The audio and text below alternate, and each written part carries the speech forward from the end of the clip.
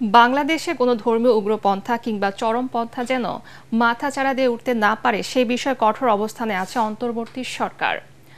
কুমিল্লার উত্তর রামপুর গ্রামে জুলাই বিপ্লবে শহীদ মাসুম মিয়ার কবর জিয়ারত শেষে তথ্য উপদেষ্টা মাহফুজ আলম সাংবাদিকদের একথা বলেন। নিউ ইয়র্ক টাইমস পত্রিকায় প্রকাশিত প্রতিবেদনের প্রতিবাদ জানিয়ে তিনি বলেন, দেশে কাউকে চরমপন্থার সুযোগ নিতে দেয়া হবে না। এ সময় তথ্য উপদেষ্টা আরও বলেন, জুলাই বিপ্লবে শহীদের চেতনা ধারণ করে আছে দেশের জনগণ। গণ অভ্যুত্থানে শহীদদের বিচার কাজ শেষ করার চেষ্টায় আছে সরকার। গণমাধ্যমের সংস্কার প্রসঙ্গে মাহফুজ আলম বলেন, গুণগত সংস্কারই তাদের লক্ষ্য।